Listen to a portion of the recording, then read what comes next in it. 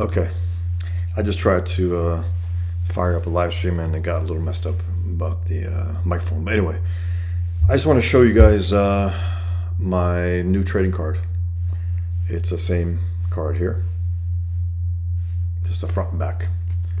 This is PIGMAN punching Muhammad, and homage to Captain America punching Hitler. And the back is basically my nod to Winston Churchill. Never, never, never, never, never, never, never give up. So instead, post 9/11, I took that and ran with it. Never, never submit. Hey, immoral fat, 40 ounce. Hand pink waving, face blue smiling. Hello. Hello. How's it going, man? Yeah, so I just got these in today for my printer. They did a great job, as usual. And no fuss. The only complaint they ever gave me was the Muhammad flip book, which wasn't so much a complaint as it was new owners, and they didn't do flip books. I don't know. Is that the case? I hope it's the case. So this is my new PIGMAN trading card. You can order it at my store, boschfawson.com. Click to the right and go to the store. I also want to put a little update. Hey, Stormtrooper Julian Caesar, hail comics, hey guys. I ran out of now Prop Piganda. It's out of print. Peaceful Death Threats 2 out of print. What else? Thanks, immoral fat. Yeah, never, never, never, never, never, never give up. Table for One out of print. Islam Bitches out of print. So that's 4 books out of print, and my PIGMAN comic book. All 3 issues out of print, but I will relaunch it. And it's funny, I wanted to relaunch it in January, December, and I keep hearing from people, not directly to me, but I keep hearing the word that it's a slow month for business, for launching things, January and February. So thanks, Immoral Fat. Yeah, so I'm going to figure it out. I'm going to do it soon, though. I mean, within a few weeks at least. But yeah, so this is the front and back of my new PIGMAN card. You can order it at boschfawson.com. Check it out. There's no card like it, flat out, in the world. And that's not an exaggeration. That's a fact. There's no card like it. You got an homage to Captain America punching Hitler in World War II, right? And here you have the guy who started jihad getting punched out, getting his jaw cracked by the only anti-jihad superhero, PIGMAN. And on the back, again, it's my homage to Winston Churchill, whose famous line, and according to someone who was there, he gave a speech in America, and he got up. He was older at that time, and he said, never, never, never, never, never, never, never, never give up, and sat back down. Is it apocryphal? I don't know. It sounds awesome, because they would never have forgotten it, whoever was in the audience. So this is my homage to that. Instead of never give up, never submit. Same principle. Same principle. Because once you submit to Islam, you have given up. Especially as a grown man like Andrew Tate, who I've been going after of late. I mean, I've been going after him ever since I realized he was a pimp and a sellout to Islam, and who knows what else he is. He's charged with rape. He's charged with sex trafficking. But whatever, that's a whole different story. Hey, Richard. Hail. Thank you. Enjoying PIGMAN so far. I'll finish it soon. Thank you. I hope you do enjoy it. I gave it everything I had, so I hope you enjoy it. Thanks. The card looks great. The card looks great. I think maybe grade A you meant. Hey, good evening, Mike TV Dub. Appreciate it. So again, guys, I just released my I just did release it, but I just got these in the mail today from my printer. Here's a front and back, the PIGMAN trading card. It's again PIGMAN punching Muhammad, and my what ended up being a pretty iconic image in terms of it was the back cover of this was a back cover of Propaganda, which I just sold out of. It's now out of print. It's hard to believe. I mean, I'm not going to put those books back in print unless there's demand. Propaganda, Drawing a Line Against Jihad, Table for One, my first graphic novel, Islam Bitches, my book on Islamophiles across the centuries, and Peaceful Death Threats Part 2. I still have Peaceful Death Threats 1. I still have a few of those, actually, and I have my Muhammad Cartoons Volume 1 and 2. Oh, okay, Richard, no, I meant great autofill. Okay, right. I thought you were saying like grade A. Appreciate it. So yeah, I still have at my store, I got all my trading cards are in stock. I got 16 or 17 now. I have like 15 Muhammad trading cards. And it's funny, I didn't intend this, but the third Muhammad trading card is Pigman and Muhammad. And the third Pigman card is, Pigman and Muhammad. I didn't intend it that way, just worked out that way. After the fact. I was like, oh, okay, cool.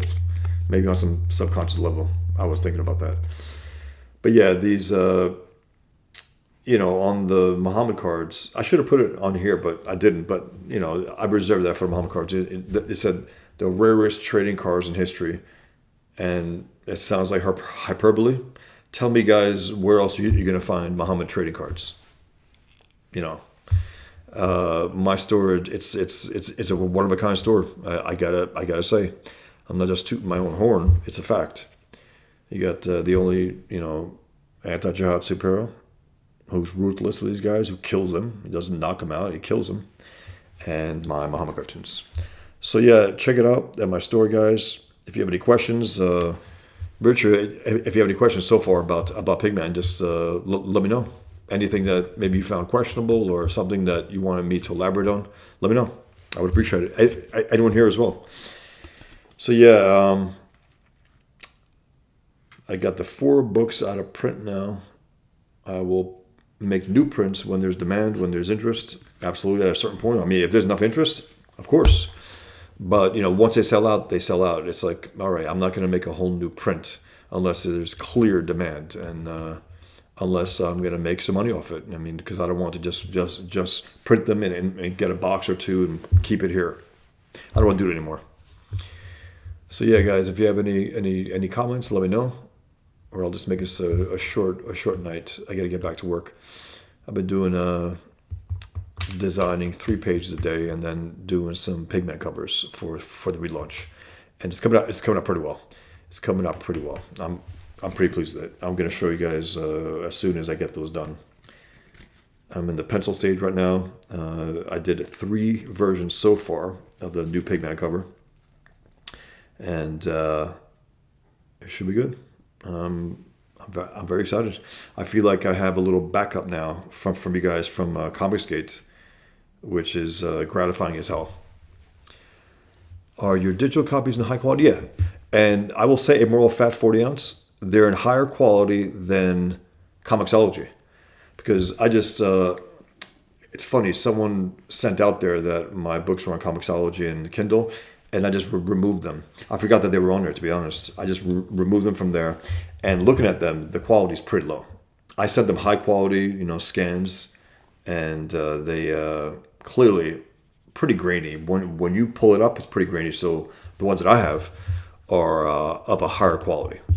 They're PDFs, digital, but they are PDFs, and they're sharp and they're clear.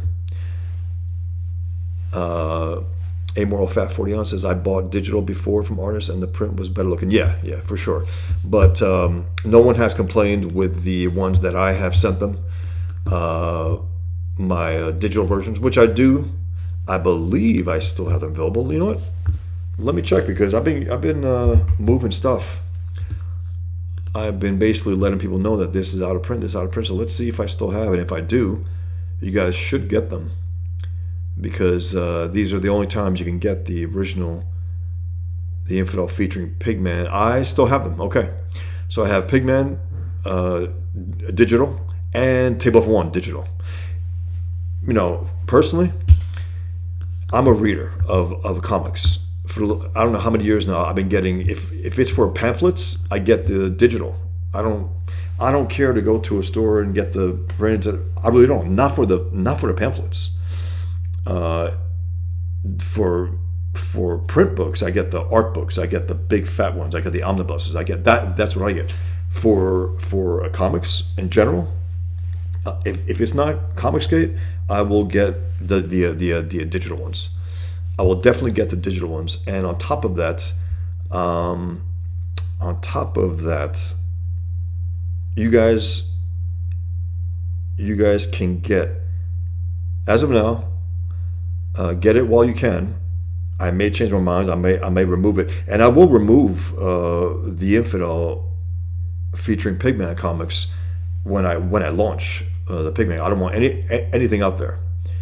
I don't want anything out there. So if you want it, guys, get it now. They're cheaper. They're half the price of the print, unlike Comixology, where same price as a print. It doesn't make sense to me. It's like, what the hell? Maybe $1 cheaper, maybe. That doesn't make sense. It's not a physical thing, you know. They shouldn't demand that kind of price. But just want to say another reminder. I have my Pigman trading card that just came in the mail today. Pigman punching Muhammad with his pigskin leather fist. Pigskin leather wrapped fist. He wears pigskin in order to, as I always put it, to exploit the Islamic enemy's bigotry. And that's the back of the card. Check it out, guys. BoschFawson.com. Okay. Art says, you launching Monday with the other guys on Ethan's stream? Launching my campaign? No, not this Monday. I still have to perfect the, I have to get the Fund My Comic campaign going. I'm still in the process of drawing the covers. I want to make sure everything is settled before I launch it. And I'm thinking probably February now, because again, I noticed that no one's launching new series right now. I noticed also that, Ethan said once or twice on one of his shows, Trashcast, that January, February are pretty bad months for business in general. Also for, I guess, he has a larger audience than me, so he probably doesn't have to worry about too much. Whereas I got to get my best shot at making it the best chance I have to make the Pigman #1 a success. And then from that, 2, 3, 4, 5, 6. If the first one doesn't go well, And again, nothing is guaranteed here. I believe some of you guys are very interested. I just need to know what the interest is going to be. And I hope it's really well, because I want to finish my Pigman story. And I got the wind is at my back. I got more interest than I've had. So I hope it goes well. But I will definitely join in on the inauguration. I'm definitely going to pop in if you get to invite. Okay, as you say, it's all day, so maybe later on, Comicsgate Kings. I don't know. We'll see. Pray Tour 7. Bosch, what is that face on the wall behind you? That is James Dean. That's an actual bust. Not a bust. It's a face mask of James Dean that the art department took of his actual face, put it in plaster, right? Make the mold. And for Giant, because they made him look a little older, so they wanted to get his face to work on it, I guess, and give him what they needed. Some wrinkles, even though he had eye bags and stuff. But yeah, so I have that, and I also have this. And let me show you. Let me show you.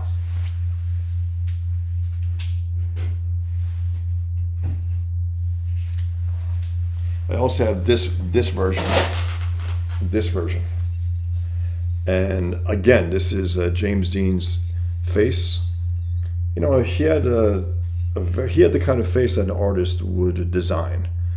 And I added the little details with the eyelashes and the brows and the nostrils, and a little on the mouth also. And he basically has ended up being my base model for most of my heroes, if not all my heroes so far, except for Pigman, except for Frank Warner.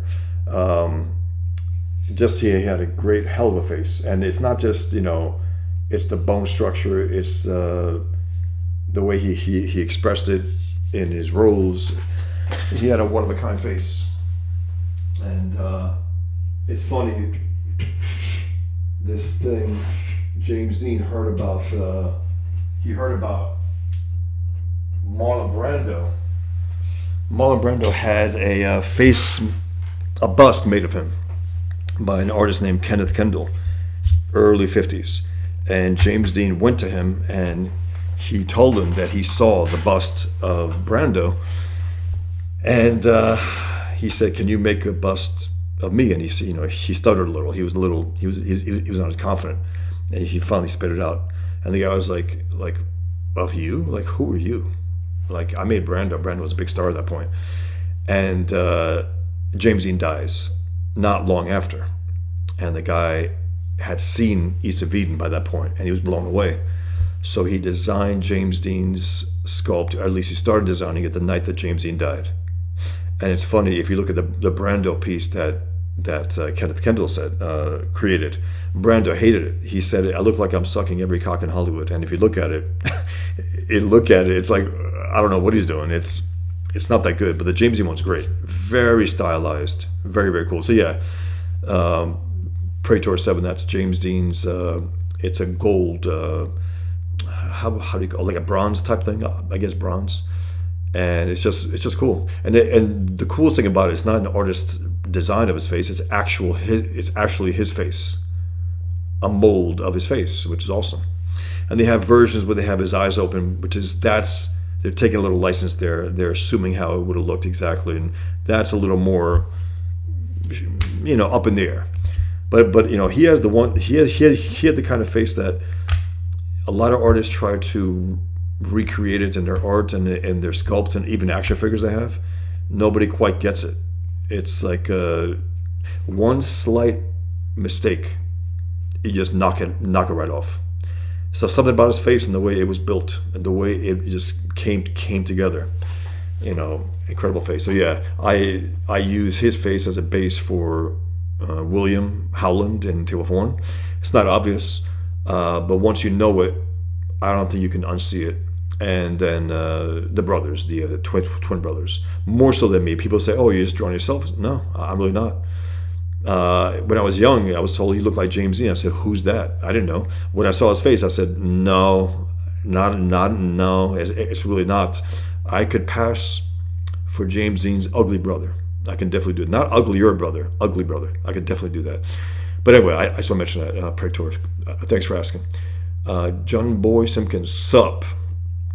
Amoral Fat 40 Ounce. I like being able to see the art huge on my on big TV. Yeah, I've done it as well. Yeah, on the digital comics, there's the Dark Knight Returns animated film. You can view at least, I think issue one. You can view it on the big screen TV, and it's very, very cool to see that way. Ideally, you would want to see 300 because it's already widescreen. It's already made that way. His graphic novel 300. That would be awesome because it's huge. It gives it that that extra life to it. So yeah, Richard says for some things, digital is better. I bought the digital and hardback for one of Billy Tucci's She books, and the double page spreads in the middle were ruined. You couldn't appreciate the middle. Yeah. You try to avoid that. It's tough, man. It's tough. John Boy Simpkins, Christopher Hitchens would love this. If you're referring to my Pigman work, maybe. I don't know. I mean, as far as I know, he was very good on the issue of free speech and Muhammad cartoons. So it's very possible he would have. I loved Christopher Hitchens, and then I also called him out. I couldn't stand when he pulled this shit. He pulled this idea where, what did he say? How did he put it? He called the Islamic enemy's ideology Bin Ladenism, which was so pathetic because it's like it brings it all down to a single man, meaning it was just his evil. It wasn't the wider evil of Islam and jihad. It was just one man's evil. That was stupid. Now, he may have said that when he was drunk because the guy did drink. but he had many good things to say as well. And he was a rational guy, but it's funny, he was always fighting with his inner leftist, always was, and sometimes the inner leftist won. When he ended up voting for Obama, when he ended up doing certain stupid things, but he was, I think, intellectually honest. Overall. Immoral Fat 40 Ounce says, another thing I like to do is view things in VR. I can make the art as large as I want. Oh, wow. Very, very cool. Yeah, there's, now, these are, they're higher quality than Comixology and Kindle, for sure. 100%. When you blow them up really big, I don't know. If you get it, you tell me. Art says, Vasilis is launching Heat Punk Monday. Wow. You should start a pre-launch sign-up so you can get an idea of interest. If FMC doesn't have a sign-up, use MailChimp. I will, I think Shane brought that up to me. I'm assuming they would have that, but I will look into it. Lolos is finally launching. Yeah, face blue, wide eyes. Very, very cool. Yeah, I'm looking forward to it. I mean, I've seen some of their stuff. I mean, it looks fantastic. Yeah, Praetor does master. Again, it's based on his actual face. It's not a design of his face, so it's his actual face, which is awesome. So there's no you don't get to say, well, the artist got it pretty close. You just get to say, whoa, that's his actual bone structure, the way his nose looked, his chin, his mouth, his forehead, his eyes, his brow. It's exactly him. And then of course I filled in some of the other stuff. It was all white otherwise, just plaster. So very, very cool. Great face. One of a kind, really. Amo Fat 40 Ounce, that's great. Good reference, Muse. Yeah, if you're referring to that thing, definitely. To the face mask, it's awesome. Hey, Michelle. Hell.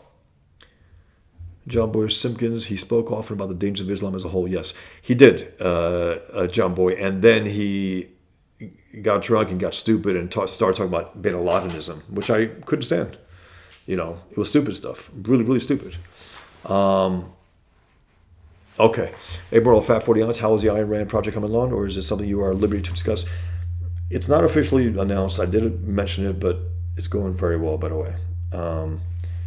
I'm nearing the 200-page mark because I wrote the script. Took almost a year, and then I had to get back to do some cutting. I got back, did that for a few months, and then for the last, I don't know how many months now, I've been just drawing. Added a clip that, it's pretty damn good. I'm pretty damn pleased. So I'm heading to 200. It'll end up being 350 pages. So it's very exciting, and it'll be a taller. It'll be 8x14, the actual printed book, 8x14. So it's a nice chunk taller than your average comic. And the reason why I insisted on that, I actually told the publisher, look, I really want to do that. I want it to look like a building. I want it to look like a building. I can't make it too tall now to the point where it's 1 foot and over. Actually, it's 14, but what I'm saying is like a foot and a half and 8 inches. No, but it's pretty cool because it's the basic structure is a 16 panel grid similar to Dark Knight, but it's longer. Each panel is longer also. So it's interesting, and that's again, it's not. Of course, every page will not be the 16 panels. It won't be, because sometimes it breaks it up into 2. Sometimes I widen the entire thing into 4. Sometimes the whole side of the page will have a building background. So thanks for asking, Amoral Fat 40 Ounce. It's very exciting. Project of a lifetime, hands down, outside of my own work. Flady1 says, got my table phone cover. Thanks, man. Looks amazing. Thank you, Flady. Appreciate that. I'm glad you got it. Thank you very much. Yep. Praetor 7, good point. I guess they would be accurate then. Yeah, exactly, Praetor. It's actual James Dean's face, so it's not like it's an interpretation. It's not like, man, that guy got it pretty close. It's his actual face, which is so awesome. It's just like, and again, out of all the actors, all the picture books, they have, a lot of picture books and actors. James Dean's, I got most of them, if not all of them. And there was one book that was supposed to come out a few years ago, a Japanese publisher, right? They had the rights to photos that have never been published before. In his last 180 days, it was called something, James Dean, the final 180 days, I believe, before he had the tragic accident where he got killed. And it's photos that have never been developed, never been published. And they were on the verge of crowdfunding it. And they had a strike, copyright strike. Someone somehow claimed that they don't have the right to do it when they claimed that they did. So I don't know what happened. But I thought I've seen all his pictures. And I haven't. No one has. I mean, there are even pictures where Sanford Roth, who was a photographer on the set of Giant, his final film for Warner Brothers. He worked for Warner Brothers. They became friends, him and James Dean, and he took some great pictures. If you look at those three pictures, the contrast between from East of Eden to Giant, there is a difference in the way James Dean looks. Also, looks a little more weathered. He just looks older. It was only like a 15-month, 18-month, difference, but he looks older, and those pictures were great. And he asked his friends, his father, to come with him at his final, what would be his a race that he entered in Salinas, California. And the photographer Sanford Roth did go, and they went on the truck behind him. And James Dean, unfortunately, he had the car was tiny. It was light. It was like 2 feet tall, ridiculously short. And it was convertible. It was incredibly light, incredibly fast. Not really a road car. Let's just say that. Not really a road car. But there are pictures. Basically, James Dean was speeding up, got in that accident. It's not because he was speeding. That's the word. It wasn't because he was speeding. It was just that the guy didn't see him. It was twilight. The car was gray. I guess the road was gray. The sky looked gray from what I gather, and he didn't see the car for anything, and just smashed and flipped over. And his passenger was a mechanic for Porsche, in the hospital for 6 months. Broken everything. And James Dean supposedly broke his neck. He had a big dent in his forehead. His feet were caught in the brake and gas pedal area. They had to wrench him out. And Sanford Roth, his friend and photographer, when they pulled up and they saw the accident, he was shooting away.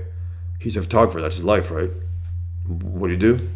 He shot. So there are pictures of James Dean out there, undeveloped or developed, who knows, of the dead or dying James Dean, because supposedly he was still breathing, and the ambulance came maybe later, an hour later, which was way too late. Ambulance they didn't put a neck brace on him, right? He's a 24-year-old guy. He could have survived. They get in an accident. The ambulance gets in an accident on the way to the hospital. Hospital was like an hour away also. So, luck wasn't with him, let's just say. That day it was terrible. And he had a 9-picture deal. And one of them was called A Dream for something Fisher. I forgot the name. Anyway, Paul Newman got at least 2 of his roles. Somebody up there likes me, which was supposed to be James Dean's next role as a Rocky Graziano, a boxer in New York. James Dean was supposed to play that, and he was training for it. And then Paul Newman played it, and Paul Newman also played a Western that James Dean was supposed to play, and then Elvis Presley, King Creole. That was the role that James Dean was supposed to play, and originally it was a boxer, and they turned it into a singer, and that's Elvis's flat out best movie. Michael Curtiz directed, the guy who directed Casablanca. I mean, think about that. Elvis, his third movie, he gets to play the role that James Dean was supposed to play, by the director of Casablanca, and it happens to be his greatest role, hands down. Elvis was great in there. Great stuff. Okay. Flady1 says, would love to see Treasury size or larger comics again. Love those. Me too. I love those. Man, the Batman and Hulk comic, however crazy that sounds, it worked. Why did it work? Because Jose Luis Garcia Lopez made it work. Because he's such an incredible, incredible illustrator that, okay, it works because he's such a good artist. If you had Al Milgrom draw it, different story. But you had Jose Luis Garcia Lopez, the great, great Jose Garcia Lopez. I mean, phenomenal artist. Love those as well. John Boy Simpkins, have you sought the help of some security specialist because Charlie Hebdo keeps coming to my mind?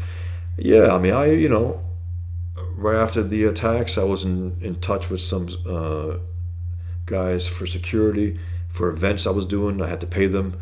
But I felt secure. I felt like, okay, I'm probably going to make it. So for certain events, when I do speeches, it's almost always security. My first speech, it was two guys flanking me with guns on the stage, That's just the way it is. Art says, big books are cool, but gosh, I want that Art edition Batman Year One, but where would I put it? It's huge. It's fantastic. It's absolutely stunning. I showed a little bit the old day, and I did a quick look through. It's on my YouTube channel, guys. If you haven't subscribed, please, if you can, I would appreciate it. Anyone on here or after, if you can subscribe, check out, I got 80 videos now, a number of live streams, and also a number of just, produced videos, whatever you call it, where I'm discussing certain things and take a little more time, an hour and a half sometimes. It's really, really fun. I'm on part 19 or 20 of Alex Toth, of my series. I just did a Hulk, Jack Kirby Hulk video recently. Check it out. But yeah, that art book is, you gotta, I don't know, if you love art, if you love Batman, if you love Dave Mazzucchelli and Frank Miller at his best, you gotta own it. And I've noticed it's getting more expensive and more expensive. So keep that in mind, guys. It will become much sought after. Yeah, it is huge. It is huge. It's about, I don't know. It looks like it's 14 by 21, I believe. Amoral Fat 40 ounce, unrelated to anything. I really want Shanth, if you guys can help me. Andretti's Nosferatu book, but I don't know what's taking him so long to print it. It's a second print campaign, so the book has been done. So what's the holdup? I don't know. Shanth, me and him have got a little back and forth in King's X message area, whatever that's called, and about the Fountainhead. He's read it, he likes it, so maybe we can talk about it one day. Art says Shanth hasn't closed the campaign yet. I think he wants more sales to make it worth it. Nosferatu deserves more really. Absolutely, no doubt about it. It looks fantastic and it looks beautiful. Yeah. Emerald Fat 40 ounce. If you could hit like, guys, also on this, I would really appreciate it. Thanks, Emerald Fat, to remind people. I forget. Son of Watt says, makes me think of how Jimi Hendrix passed, how it was a series of unfortunate events. I don't know the details of his passing. I think it was a drug overdose, if I'm not mistaken. James Dean, I don't think he was, from my understanding, from my reading,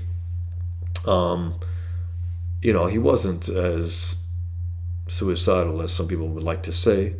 He was a punk when it came to driving fast, no doubt about it. He endangered himself and others at times.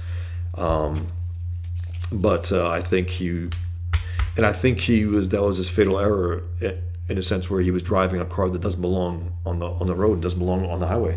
And he had just finished up shooting a video, like a public service video almost, to say, drive safely, kids. The life you save might be mine. That was the last words. Very shortly after that, he ended up dying. And now there's another book about him. It just came out, and I got to say something about that. My understanding is that Jamesy was pretty fucked up. He was a pretty fucked up guy, and abused, abandoned. His mother died when he was 9. His father left him with his sister, with his aunt, basically James Dean's aunt and uncle. He didn't raise him. He just gave him away after his mother died. That must do something to someone. No matter how much love he's getting from his adopted parents, his father's still alive. He's just not with them. And then, according to Elizabeth Taylor, she said that James Dean confessed to her. She didn't want it released until after she died in one of her books. It was a biography being written about her, I guess, before she died. So she said, we'll mention it maybe in the book after the fact, after she dies, that James Dean was abused by his priest. He was basically raped, let's just say, abused. So I think he was fucked up in that way. And whatever these people say they've tried to call him gay, I think he was just fucked up. Whatever he was, and I think he was very, very attracted to the point where he got a lot of interest from a lot of people. And maybe he was mercenary in that because he had already been opened, tragically, and he felt, all right, whatever, I'll do this, that. So the guy was fucked up, but he was a great actor. I don't know if you guys have seen his movie, but that one scene in Giant where he strikes gold, where he strikes oil, is fantastic. I mean, it's fantastic. The energy he brought, the maniacal laughter he brought is fantastic. It's so good. He was good in all the movies, but he was great in there. Son of Watts, Dave Mazzelli is fucking deadly. He is Dave Mazzelli. It's so he's an all-time great. He belongs up there with all the greats. He just didn't do as much work as them in comics. But my God, that work that he did do, put up against anyone. Art says, did Mazzelli retire? Would love to see new stuff from me too. His last work, at least my understanding, is 2009. Asterios Polyp, about the architect, the theoretical architect. He never had a building built. He was a professor, and it's great. It has one element that I think is from a novice, a writer, that is. The end. I won't say what it is. That was the only thing I was like, yeah. But overall, it's so good. It's a completely different style.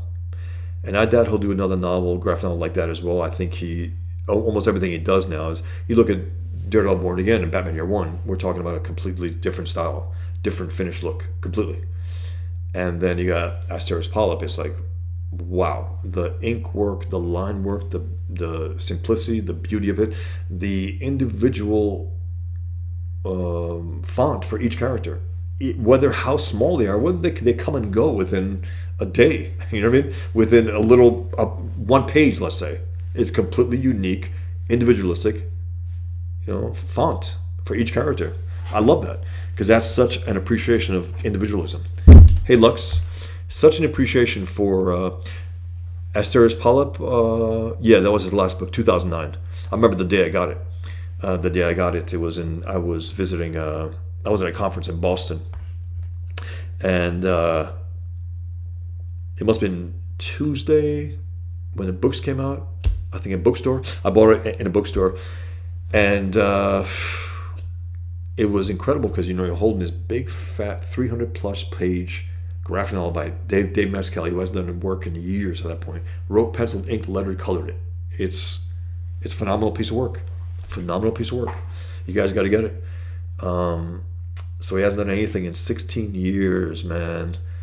Now, he's been teaching at the Rhode Island School of Design, and he was also, it's said that he's been teaching at the School of Visual Arts, which I went to in Manhattan. I could never find him there, though.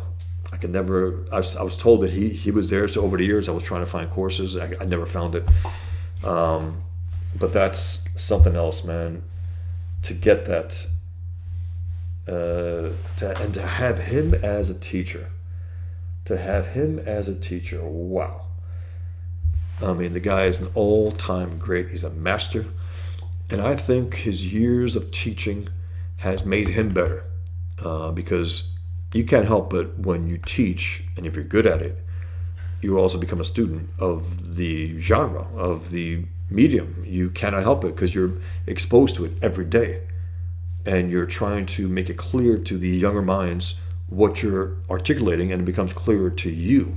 Therefore, you can bring that new understanding to your work, which is what he did for Asterios Polyp. So I don't think Asterios Polyp would have been as great as it was if he had not done that for years. So he's a phenomenal cartoonist. And I just itching. And I'm every so often I look online, new Dave Mazzucchelli book, nothing comes up. It always just starts with Asterios Polyp. Yeah. Art, different font per character. Yeah, neither do I. I've wondered if a different font per language would be good. Yeah, that would be interesting. You know what? Let me show you something quick, guys. 1 second, just hold on. Where do I have it? Give me 1 second, guys. 1 second. Huh. Give me 1 second, guys.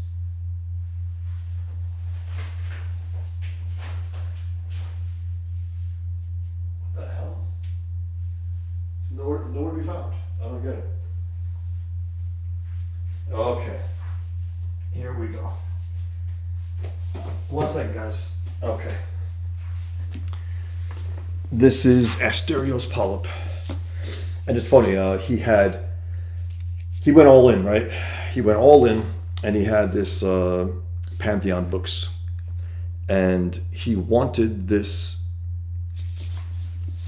cover to be smaller than the actual book.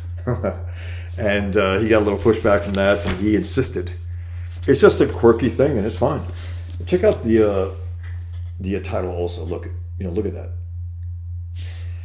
Look at the style he chose as well. And there are two aspects. There's a past and present. This is the past, the cold.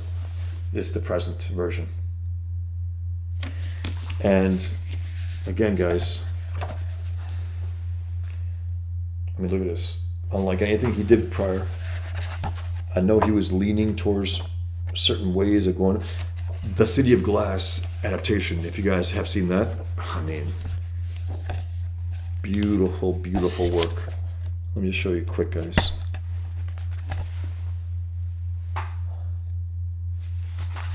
And he was really appreciative of space in this book. And look at this. There's a lot of space in there.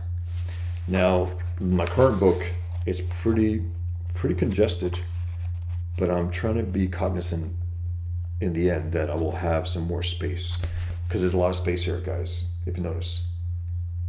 And again, this is the past, and then you have every so often it flips into the next chapter. The next chapter is warmer with yellows, and whereas here it's pink and blue.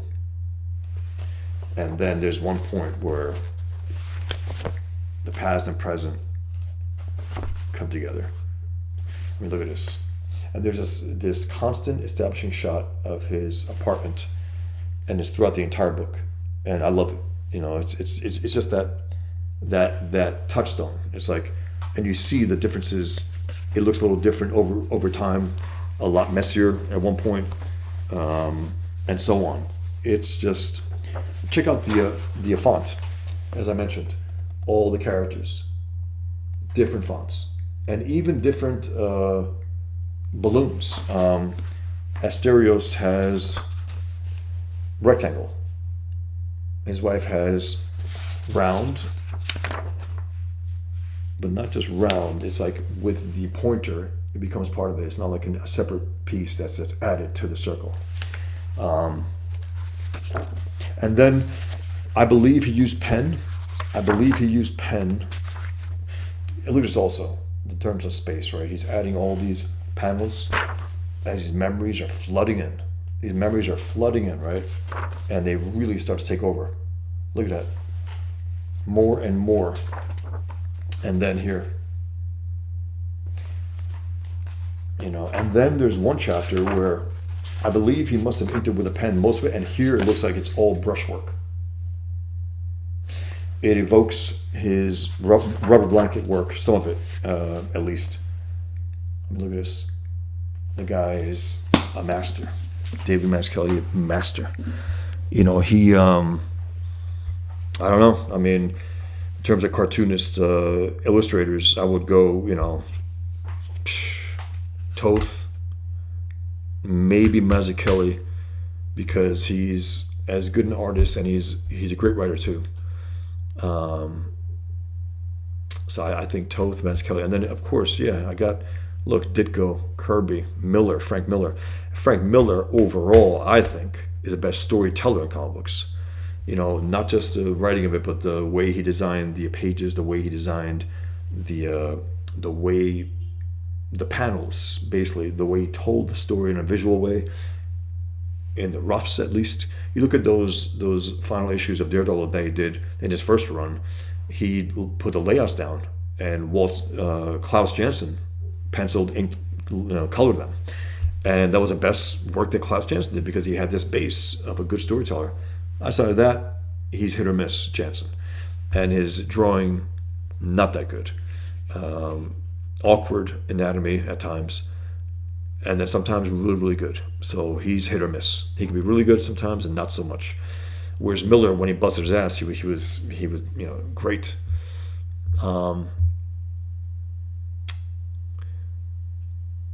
Son of what? On what show are you going to launch your campaign? I don't know. I know that John Malin seems interested in the Pigman more so than the other guys. He's he called the most important comic in Comicsgate and in comics in general, which is high praise, and just that's based on the idea alone. And I appreciate that because he doesn't have to see, I think, the book itself to understand that this enemy's got to be taken on. And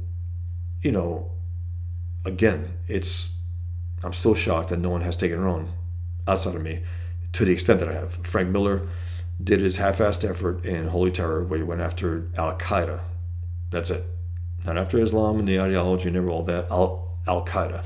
It's not enough. You got to go after. You can't beat the enemy by going after one of their groups.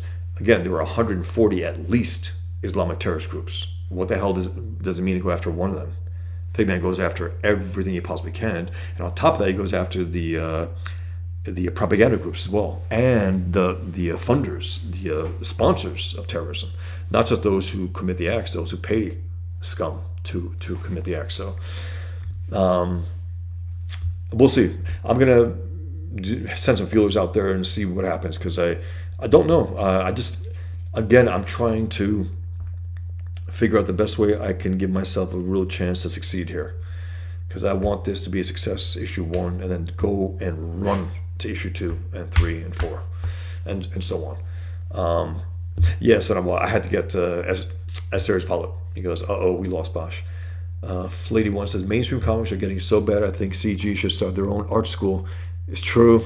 Imagine getting class from Professor Mange. But seriously, I miss decent Marvel comics. Me too, man. Flady, the only comics I'm reading now are Comicsgate comics. I just ordered some more actually. By the way, I was able to find some on eBay and also Shane's Inglorious Rex 2, and I just backed his part 3. But that's the only ones I got. And then when I'm reading the old ones, I'm reading right now, again, I'm reading that whole collection of the Mike Zeck, J.M. DeMatteis, Captain America. I just reread all the Jack Kirby and Stan Lee, the Fantastic Four, all the John Byrne Fantastic Four. I'm reading currently also, besides the Captain America, the old Thor comics by Walt Simonson.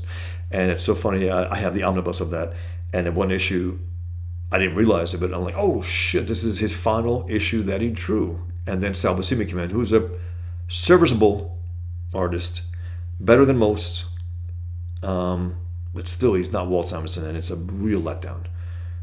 And he had his moments, he did, but then Simonson came back to draw that splash page comic with the serpent that Sal Buscemi inked, which was fantastic. But it's better than I remembered. the Wall Thompson Thor, better than I remembered, which is so good because I remember loving it back then, but I was like, okay, it's been a long time, you know. So yeah, Flady One CG Art School. Phew. I'll tell you one thing. They can definitely teach some people. I'm not sure if I can to the extent that these guys could. I mean, these guys again. I'm lucky to be here. These guys work for Marvel DC. I couldn't get in. The closest I got was emails to Joe Quesada and Mark Chirillo. And Joe Quesada wanted more. He wanted to see more after he saw my image walk through the crowd room, not a soul in sight. But that's where it just hit the wall. But these guys did, and there's something to be said about that. They were able to get in this very elite group of people. Whereas now, I don't know, is it that elite now? When people say, "Oh, you got an Eisner nomination," so what? This sucks. Yeah. Now, back then, it mattered. 2004, 2005, it mattered. It still did matter. At that point, there were still good comics, some good regular comics. Meaning, now the regular comic sucks. I can go into a comic book store and go there for an hour and look at everything I possibly can, and very rarely do I leave with a comic book or a book. And when I do, I'm very happy, very surprised. Jeff Smith had something, what's it called? With some cavemen, I believe. It looks great. Jeff Smith's great. So, yeah, I'll get that. Cool. Outside of that, I haven't seen anything great. I saw Ronin, sequel to Ronin. No, man. It's truly lazy work. It is talking heads like cards put on a page with a splash page. Talking heads with a big splash page of a single character with no backgrounds. No. The first one, he busts his ass. Whatever it was, it wasn't one of his greatest works. It was something that I think he needed to get out of his system to try to push himself. And from that came Dark Knight. So maybe if he didn't do Ronin, he wouldn't be able to do Dark Knight to the way that it was, because he really opened himself up, broadly, and it was very effective. I mean, whatever else it was, again, it's a memorable story, pretty jarring story, not quite as solid as, well, not as solid as Dark Knight Returns, which is a solid story, fun.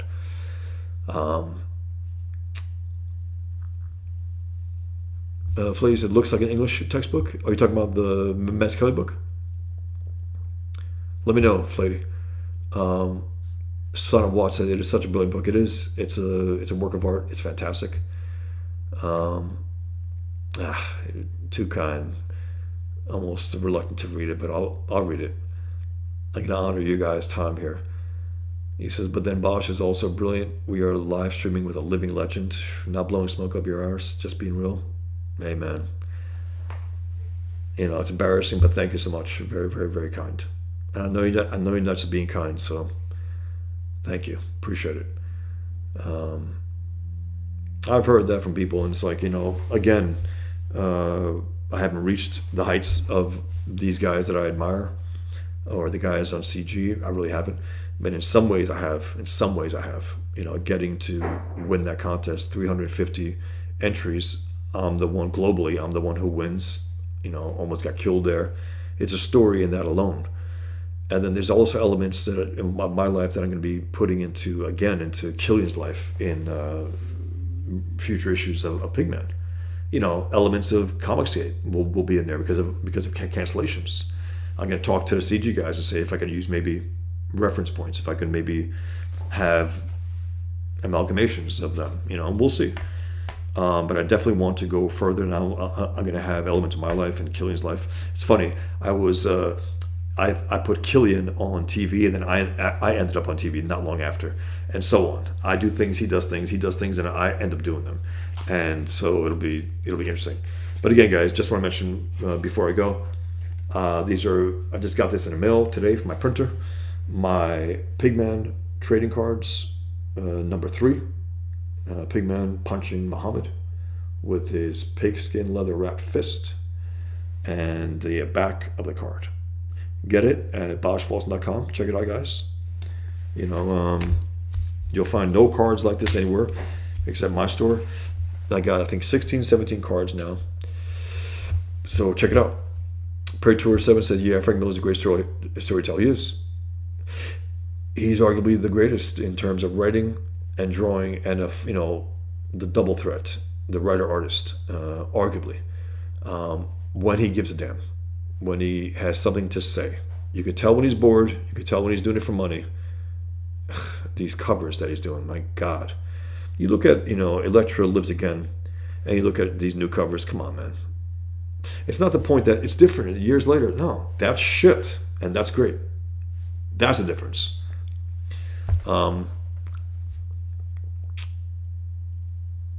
Praetor 7 says, if I'm reading that right, sorry. He had some great art in Sin City and maybe a couple other things, but that was about it, in my opinion. Yeah, I mean, he is, again, when he does bust his ass, he's not good. He's a guy who has to really put the effort in, or it doesn't matter. Whereas some guys look almost easy for them. Almost. I mean, Toth busted his ass too, but he made sure the end result, nobody had finished work the way Toth did. And that's, I think, in the end, that's one of the things I really, because that's what matters, what we see. It's like you got books on the sketchbooks of John Buscema. It's great, right? Yeah, but a lot of the finished work was inked by indifferent hands. So it wasn't really your work, John. It was, people burying your work under noodly stuff, inking Alcatina and other inkers. It was like, no, they completely added so much stuff because I think he made roughs, right? Or layouts. And they just filled it in with a lot of unnecessary lines. And it didn't fit his simple art. He was a simple artist, ultimately, John Buscema. So Toth really, respected his work enough not to throw it to indifferent hands when he was able to. When he was a little older, he knew, I'm either going to get the best inkers or I'm going to ink it myself. And that's what he did. Whereas other artists, they don't care. Like John Romita Jr. doesn't care. He'd like to get good inkers, but he's never inked an issue of any comic. That's ridiculous to me. It takes a kind of indifference about one's own work to do that. I would like to see, just out of curiosity, what a Terry Austin would, look like over my pencils. Just curious. I would like to see it. At the same time, I want to be my work. I want it to be mine. I want every line to be mine. It's important. It stands or falls on my effort. And there's something about it's of one piece. Writing, penciling, inking, lettering, coloring. That's what I'm doing with my current projects. That's what I've done with all my projects. Even Table for One, it's black and white, but I added the gray wash. That was a whole process unto itself after the fact. After I did it all, went back from page 1, added all the gray wash physically.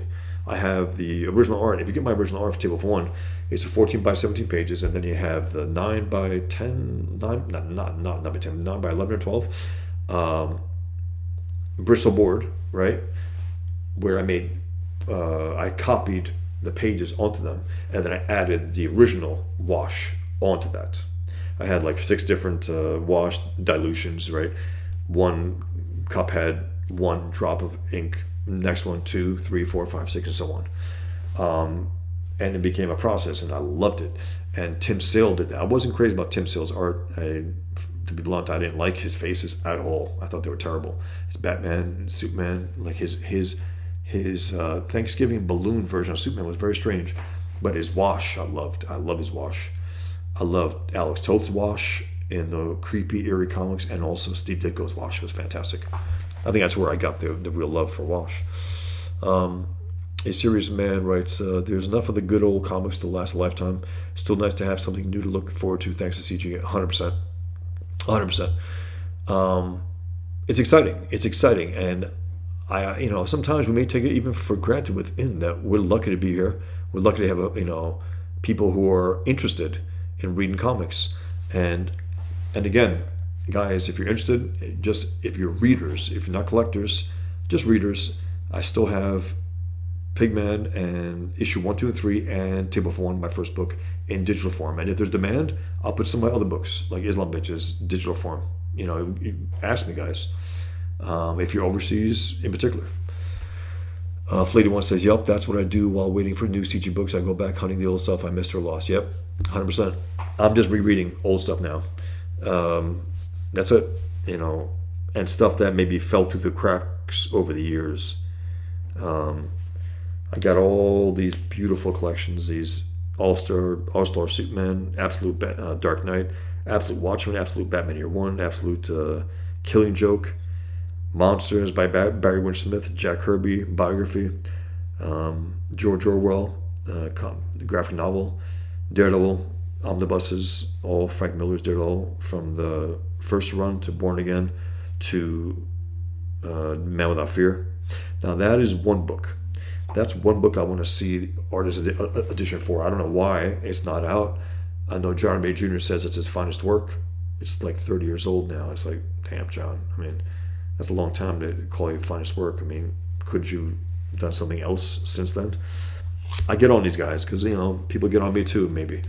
But I want to see the artist edition of Daredevil Man Without Fear. I want to see it. It's beautiful. Al Williamson inking over John Romita Jr., Frank Miller still writing well. It's fantastic. Egon the Dragon Cock says, I've been reading the Lee Ditko Spider-Man Omnibus. Yeah, it's fantastic. I read that already. I'm going to revisit it again. I read that. To me, the two best runs in Amazing Spider-Man were, of course, the first and best was the Lee Ditko. Hands down, the greatest Spider-Man stories ever, period. That's the character. That's who he really is. He's a young guy with this incredible power. And then the Roger Stern, John Romita Jr. in the 80s. That was the second best. The consistent quality of the writing and the penciling. Unfortunately, the inking was all over the place. Different inker every issue, almost every issue. Jim Mooney inked a number of the early ones. Ugh, such an indifferent hand. He took his brush stroke and he made the lines of Spider-Man's hand on his mask terrible. But, you know, and he also made John Romita Jr. look like Jim Mooney, you know, in the worst way. Praetor 7, Arcady and the Lost Titan. Is that a comic book? It withheld my previous comment? Huh. Hey, Jay. Jay says, hi, boss, just listening while I draw. Very, very cool. Thanks for chiming in. Appreciate it. And keep drawing. Praetor 7 says, I bought a book that collected a Euro comic last year. It's called Arcady and the Lost Titan. Is that Arcady? It's by Kaza, who was often compared to Mobius and Jodorowsky. Huh. I have to... You know what's so funny? I have this aversion to manga. I just do. I read it years ago, manga, The Crying Freeman, I think. The art was pretty good. I forgot about the story. But there's one thing that I have my eye on that I put on my shopping cart. I'm going to take a look at. It looks great. We'll see. We will see. Son of Watt says, fecking class, not sure. And I think all artists need to care for their work or their work will be less than what they really care. Yeah.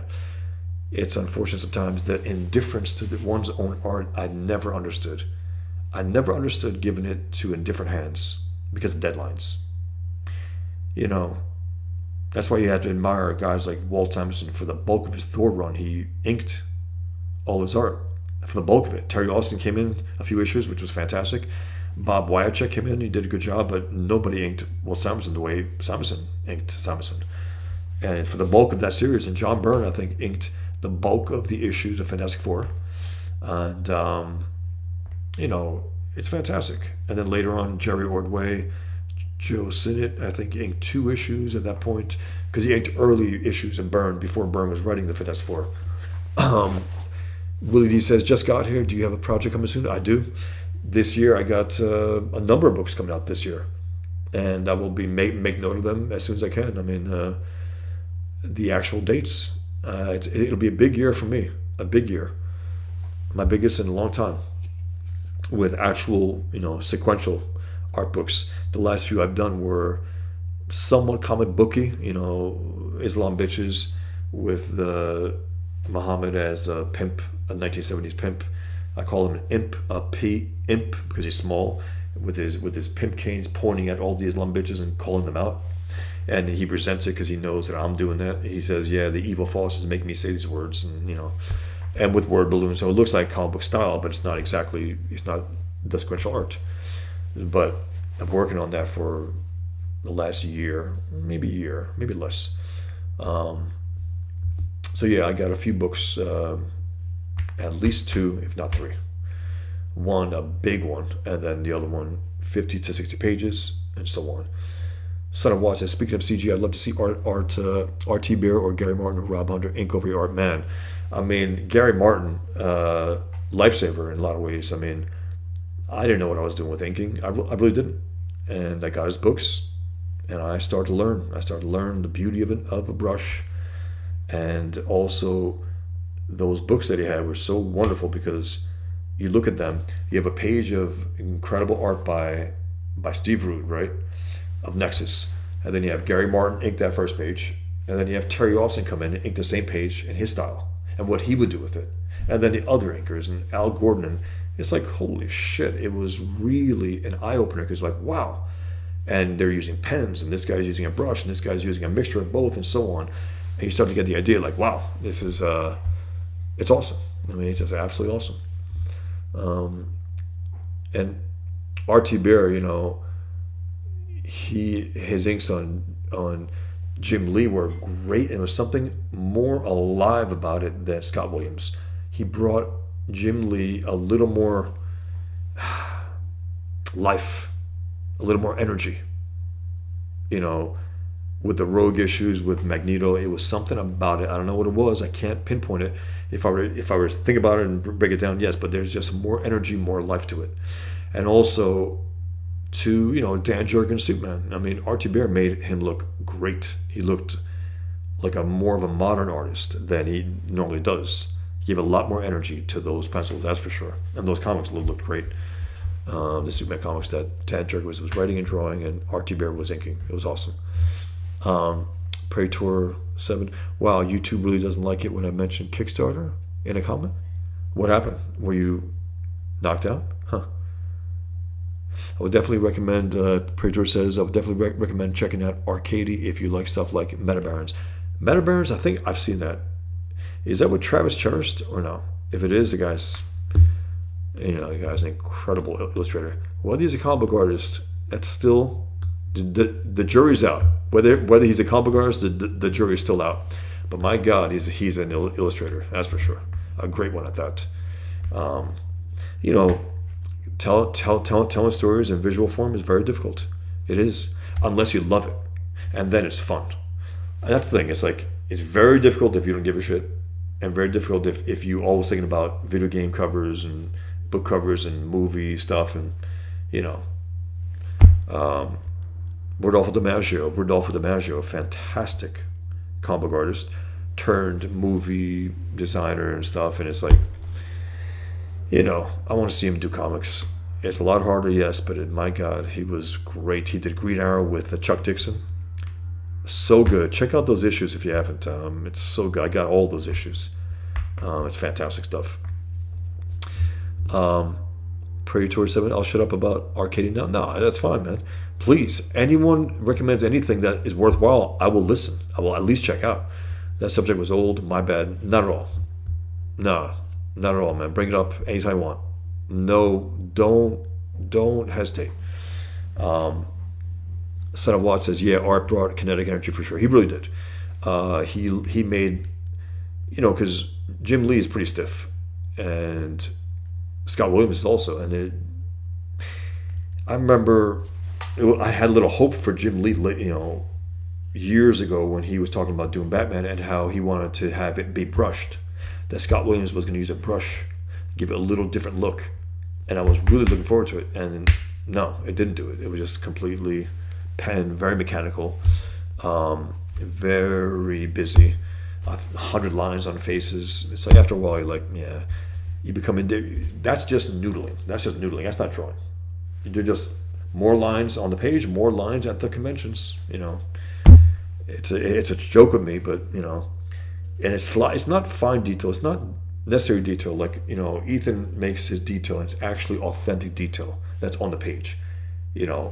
Jim Lee, his detail, and McFarlane is just scratchy detail, making absolute extra lines for no reason. For no reason. So there is a difference. Now, personally, I don't really care for all that fine detail. Personally, I don't. I think authentic detail. Let me just give you one example, guys. Give me 1 second. 1 second. let me show you about authentic detail and necessary detail. Mazzucchelli is, I guess you would call him a minimalist artist, which I don't really care to corner him like that, because it doesn't cover him exactly. But check this out: the opening of Batman Year One. Check it out. Trying to find it. Okay. Look at this. Okay. Look at the train. That's authentic detail. That is authenticity. It's necessary. Everything is where it belongs, and it's beautifully done. Beautifully done with the silhouettes, that fine detail, and then he goes to the bottom. Look, that's a plane. He doesn't need to make everything. He wants to focus on Bruce Wayne. And then look at this inside the train station. That's authentic detail. That's where it's necessary. I mean, look at this. Look at that. One of the most stunning, I think, drawings of Batman ever. And it really flew in the face of all the people who drew Batman overly detailed, with all the, stomach muscles, six pack under the suit. It's like, this was an extreme difference. I mean, he had originally drawn in the detail. You could tell. He originally had drawn it like he drew Daredevil. I mean, his Daredevil was very defined. You saw every muscle in there, but look at that. He said, you know what, fuck it. I'm going to white out the muscles. And it's dramatic as hell. It looks like there's a man, a living, breathing figure under that bat suit. And he's big on top of that. It's beautiful. David Mazzucchelli, all-time great. Okay, Flady1 says, one second, guys. Okay, yeah.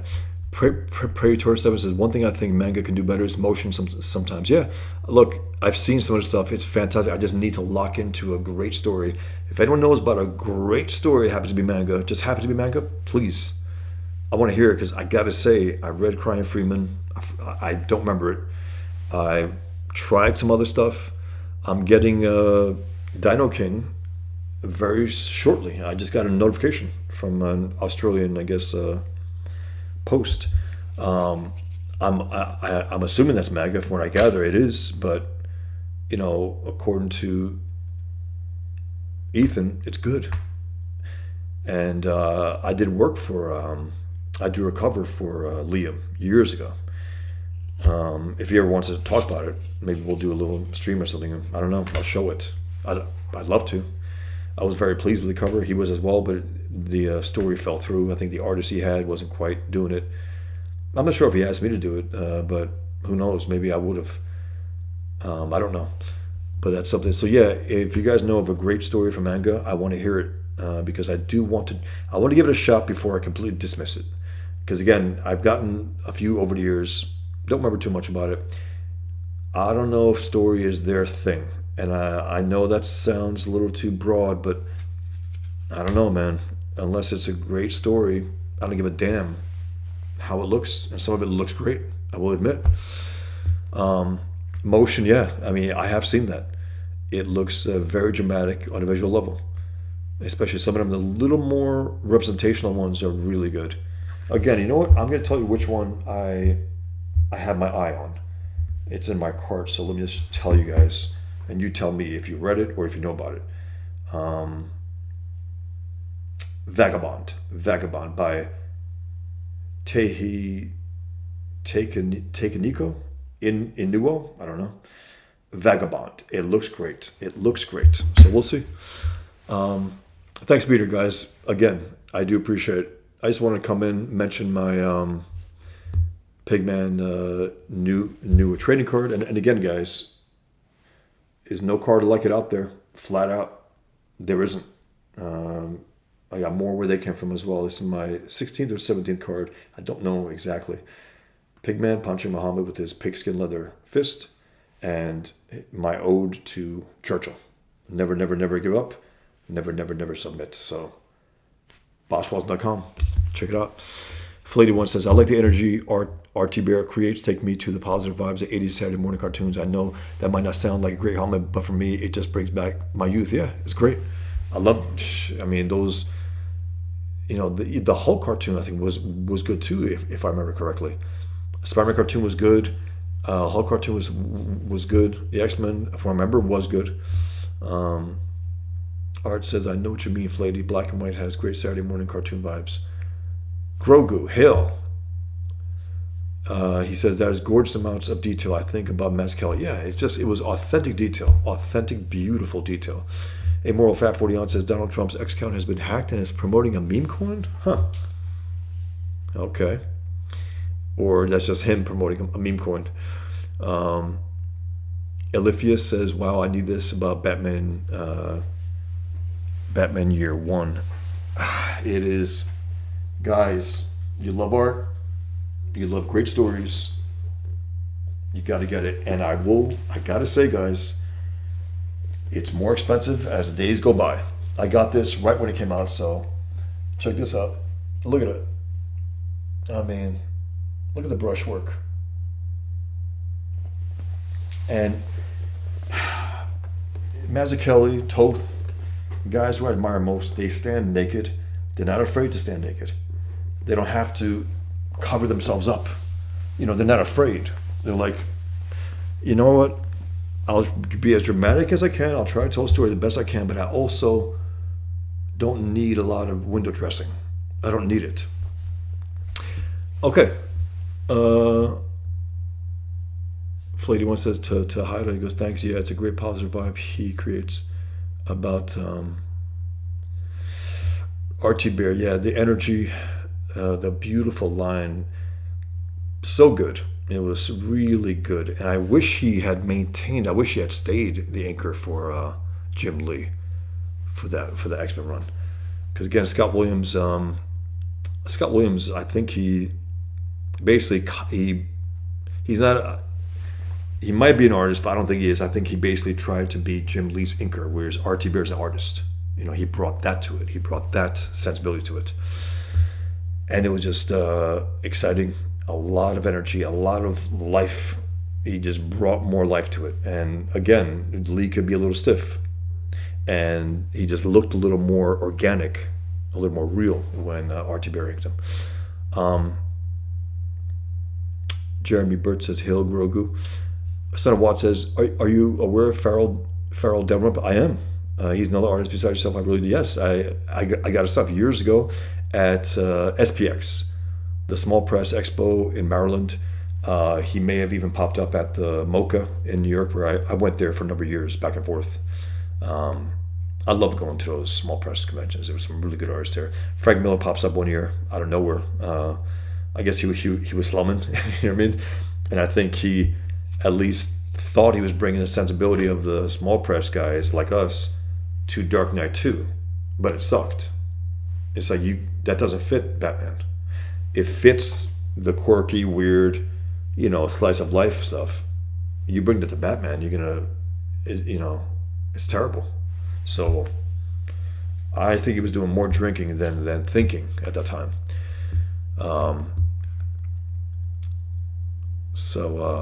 Praetor says, okay, check out Domu by Katsuhiro Otomo. Phenomenal short story.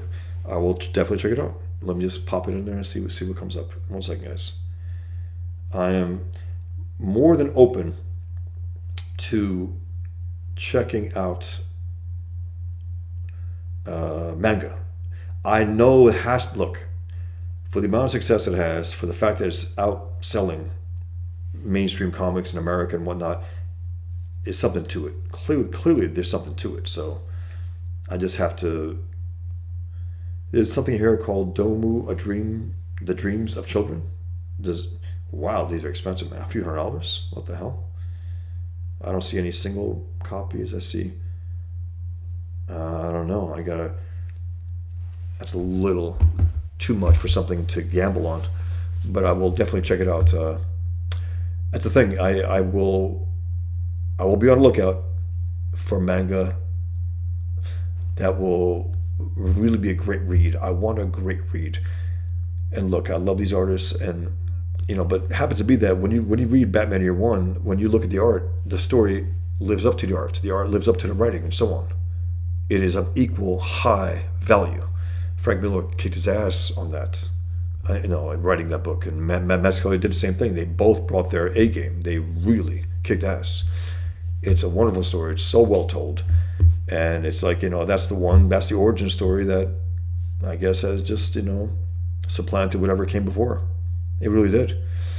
Grogu says, if you've never heard of Gotcha Kutu, it's wild. It's a story about fighting monsters made of trash. And the art style reminds me of Soul Eater. The artist is a graffiti artist, so it's very different. Let me check it out. 1 second, guys. And then I do got to get going, but I just wanted to mention that I have my new PIGMAN trading card. Am I not explaining it well, guys? Is there... I know people bought it on day one. It's like, but you just want to sell more. You just want to see what... Okay. We got stickers here. Gotcha Studio, Fancy Life. There's nothing here on Amazon, at least. You know what? I got to go to this local comic book store. It's the best one in the area. They got a lot of stuff, so I will definitely pop my head in there and see what's what, and things that jump out at me. And word of mouth would help. Grogu says there's an announcement coming for the anime in March. I'm so happy for that. Excellent, good. From manga to anime. Blade of the Immortal. I have heard of that, Chris Staggs. I have heard of that. Blade of the Immortal. I gotta put it on my list here, guys, and just see if I get to it in person at one of these stores or at Amazon. Blade of the Immortal. Thanks, guys. Again, I'm definitely open to it. I just want to make sure. Okay, Blade of the Immortal Deluxe Volume.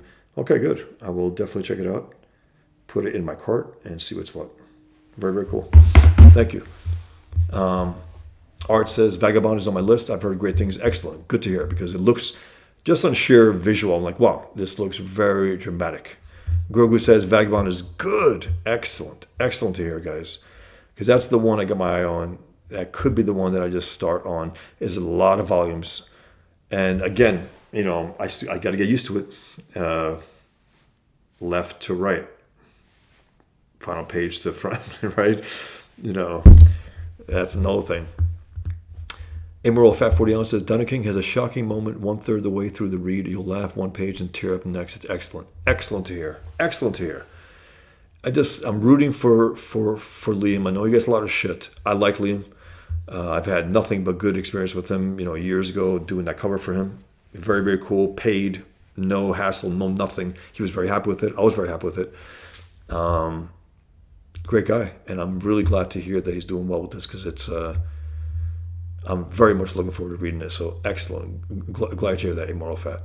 If it's an emotional hook, awesome. Rarely happens in many comics today, unfortunately. It's just cold reads, man. Fucking cold reads. Son of Watt says, Kazuo Koik's Lone Wolf. Yeah, absolutely. I have read that years ago. I'm going to check out what they have here in terms of any other collections. Maybe I will revisit that. I know that Miller did a number of those covers, and that's why I got into it. Miller made it a little more. Okay, I will pop that in there as well. Thanks, guys. I was watching some of the old Japanese samurai movies as well. Very entertaining.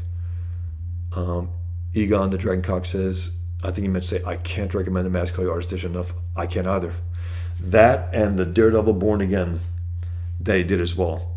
And I believe that they just released a smaller paperback edition, 9x12, of that Daredevil Born Again. And I thought about getting it, but I say, you know what? I got the big one. I have the larger version, the not gallery edition, the larger version of the the Daredevil Year One. There's something about they have a red inch thick like line down the right that takes away from, I don't know why does Marvel do this? They have I've been itching to read a bigger version of that's in color, not just the Dar's edition, but man. Anyway, Emerald Fat 40 ounce says, my bad, not hacked. Yeah, I don't believe it's hacked. I think Trump is selling something. Hey, Nick. Sorry, hey, Al. Hey, Al. Glad you're here, guys. Emerald Fat 40 ounces. I misinterpreted Trump's post. It looks real. He also posts on truths. Yeah. Predator 7 says, if you're on Twitter, I might be able to send you a link to Domu if you want. I think it's out of print in English and hard to find. I didn't find anything here, actually. There was something here where it was incredibly expensive. And I assume in English, but I don't know. I am on X, by the way. Grogu says, nothing wrong with being precautionary, amoral. It happens all the time. Egon the Dragon Cock says, I've tried many times, but can never finish Dark Knight 2. Yeah, it's a struggle to even get past the first issue for me. You know, I think the story was still strong by issue 1. I read that, and maybe I was so, looking forward to a continuation of Dark Knight that I don't know. I was like taken in by the story to some extent, and I was, but then it was like, no, it's not good. And I think he was doing some stuff back then. He talked about he has substance abuse. It sure as hell looks like. Looks like he didn't give a shit what came out of his pencil and ink lines at all. So, yeah, it's not great. Howdy, just saying. Art says, Bosch is bouncing. Ballers is on 40-ish for anyone. In 40-ish for anyone interested. Yeah, I am going to bounce, guys. But thanks for being here. It's always longer than I expect, which is fantastic. I appreciate it, guys. If you could like my this stream on YouTube, if you could subscribe to my channel, I would really appreciate it. If you want to spread the word, check out my older videos. I got now about 80 videos, a number of live streams, and a number of videos that I just looked at comic books and talked about them. Check it out, guys. And again, the purpose of the stream was just to let you guys know that I got my Pigman trading card number 3, Pigman Punching Muhammad. You're not going to find this anywhere. When I say that, that's not hyperbole. You won't find this anywhere on earth. Trading cards with Muhammad on them. Check it out, boschfalls.com. Get yourself some. And you guys take care, man. You guys be well. I will see you guys soon. Take care, be well. And thanks for the recommendations, guys. I do appreciate it. I'm not writing off manga. I'm not one of those types. And maybe I was at a certain point. No, I know there's something to it. I just got to find the right one that fits. And okay, Vagabond looks really good. It looks really good. So we'll definitely check that out. And then from there, guys, you take care. Be well. Thanks again, guys. Take care. And again, if you could subscribe to my channel, really appreciate it. And check out my new Pigman card at my store at boschfalls.com. Take care, guys. Be well.